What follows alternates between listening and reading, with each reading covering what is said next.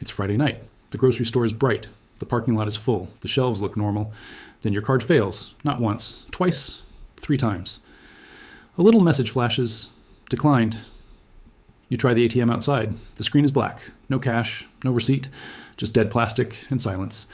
You open your banking app. It spins. It spins. Then it smiles at you with a polite lie. Temporary outage.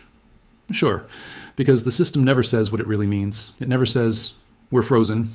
It never says, we don't have it. It never says, the pipes are dry. It says, maintenance, and that's when it hits you in the gut. The money you worked for isn't money, it's permission. It's a number sitting in somebody else's computer, a casino chip, a claim ticket. And if the building locks the doors, your chip doesn't buy you dinner. It doesn't buy you gas. It doesn't buy you medicine. It buys you nothing. That's what a liquidity freeze really is. Not a crash on TV, not a red candle on a chart. It's the moment the oxygen disappears, quiet, fast, unforgiving. And the scariest part, most people won't even notice at first. They'll blame the machine. They'll blame the store. They'll blame the network. They won't blame the truth, because the truth is ugly. The system you were told to trust runs on faith, not cash. Faith. Banks don't keep your money sitting there. They use it. They lend it. They multiply it. They bet it. They lend long. They borrow short. They live on confidence. And when confidence cracks, everything cracks with it. That's the pattern. Every time. They call it stress. They call it volatility. They call it a temporary dislocation. But you know what it really is? A stampede. And in a stampede, the weak get trampled. The slow get crushed. The polite get robbed. The insiders already have their exits. They already have their lifeboats. They already have their hedges. They already have their phone numbers that get answered. You get a hotline, a form, a promise. That's why you're here. Because you feel it. Because you've lived long enough to see the masks slip. They told you inflation was transitory. They told you rates were under control. They told you your retirement was safe. They said it with straight faces. They said it so you'd keep your money inside the machine. Because if you ever pulled it out, if you ever demanded something real, the game would be exposed. And now the game is straining. Liquidity is tightening, credit is tightening, dealers are tightening, banks are tightening, the pipes are narrowing, the valves are turning, the flow is slowing. And once it crosses a certain line, it doesn't come back. Not the way it was. Here's where we stop pretending. Here's where we do the thing they hate. We do the math. Money today is built on debt. Debt is not a side effect. Debt is the engine. The government borrows. Banks lend, consumers swipe, corporations roll over loans, everyone kicks the can, everyone says, tomorrow. But tomorrow has a price, interest, and interest is a hungry animal. It doesn't care about elections, it doesn't care about speeches, it doesn't care about your pension, it just eats. Here's the simple picture. Imagine a household that earns a paycheck, but every year it takes a bigger loan to pay last year's bills. Then it takes another loan to pay the loan, then it takes another. At first, it looks fine. The lights stay on, the fridge stays full, the neighbors don't see the cracks, and the interest bill grows, quietly, relentlessly. One day the household is working for the interest, not for the mortgage, not for the groceries, not for the grandkids, for the interest. That's where nations go when debt gets too big. That's where empires go when they stop producing and start promising. And when you reach that point, you have only 3 choices.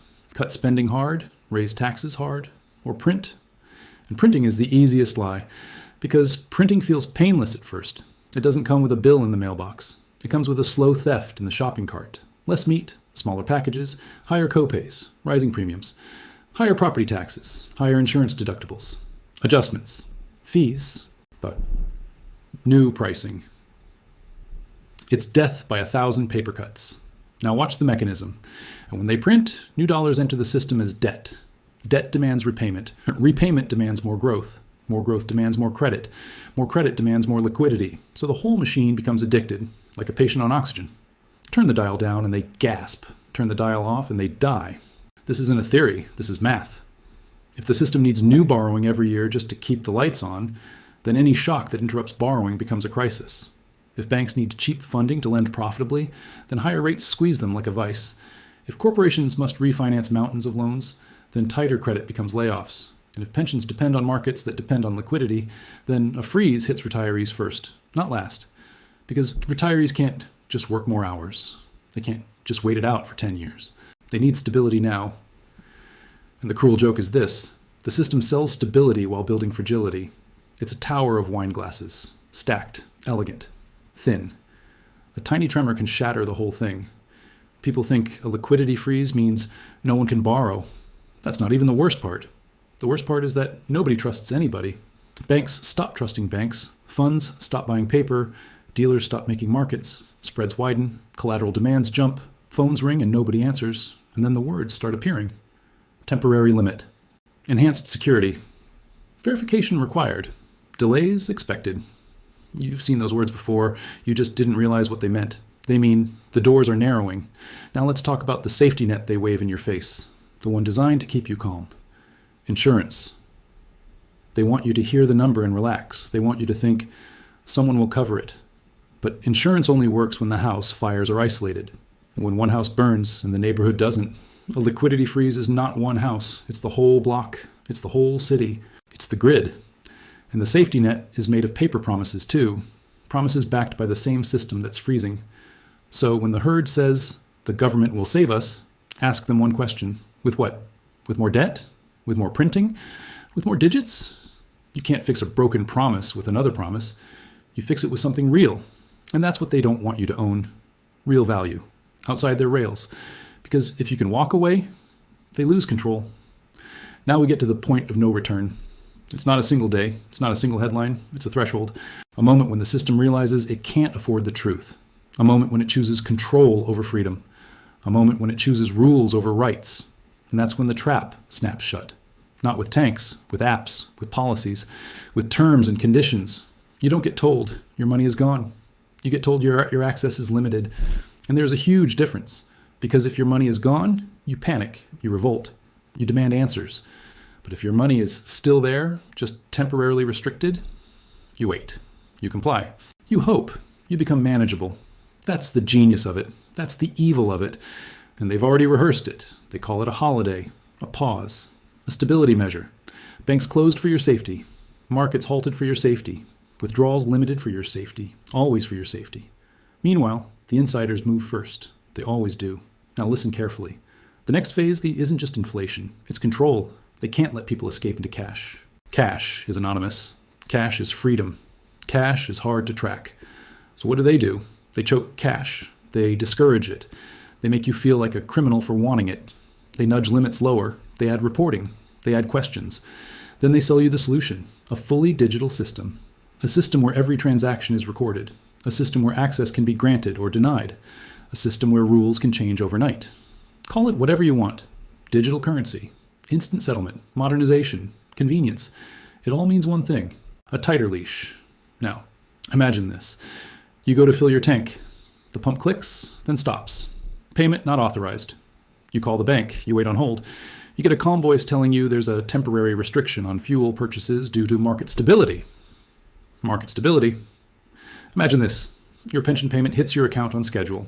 But there's a new rule, a delay, a processing window. 3 days, 5 days, 7. Your bills don't wait. Imagine this. Your grandchild needs antibiotics. The pharmacy has them.